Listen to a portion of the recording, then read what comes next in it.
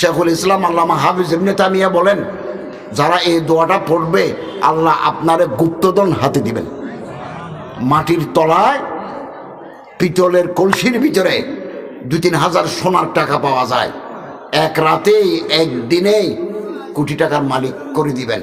শেখুল ইসলাম আল্লামা হাফিজ ইবনে তাইমিয়া মাজমুউল ফাতাওয়া কিতাবে লিখেছেন, আল্লাহ কি গুপ্তধনটা কি আল্লাহ বলেন নাই। আল্লাহ বললেন আমি বলবো না, গুপ্তধনের মতো কপাল খুলে যায় এরকম জিনিস দেব। কি দেব আগে বলবো না, আমল করতে থাকো, আমি দিতে থাকবো, এক সময় তুমি পাবে, এটা আমার এখতিয়ারে রাখি দিলাম, আমি বলবো না। অনেক কথা আল্লাহ রসুল বলছেন, হাদিসে কুদসিতে আল্লাহ বলছেন এটা করলে এটা পাইবে, সুবহানাল্লাহ বললে একটা খেজুর গাছ পাইবে জান্নাতের পিঠায়, 10 বার কুল শরীফ পড়লে বানাল্লাহু কাসাম ফিল জান্নাহ, বেহেশতে আল্লাহ পাক আপনাকে রাজবাড়ি বানিয়ে দিবেন, এটা করলে এটা দেব। এই আমলটা করলে কি দেব আমি বলবো না, গোপন রাখি দিলাম। আমরা এই আমলটা করতে থাকবো, আল্লাহ তাআলা আমাদের তৌফিক দান করুন, আমিন।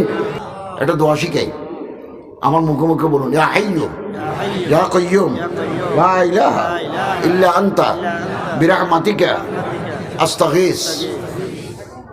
এটা ফজরের আজান দিয়ে মসজিদে যাবেন, সুন্নত পড়ে এটা 40 বার পড়বেন, এরপরে ইমামের পিছনে ফরজ নামাজ পড়ে দোয়া দরুদ পড়ে ঘরে আসবেন। আগামীকাল সকাল থেকে আলাম চালু হয়ে যাবে ইনশাআল্লাহ। ওয়া আখিরু দাওয়ানা আলহামদুলিল্লাহি রাব্বিল আলামিন।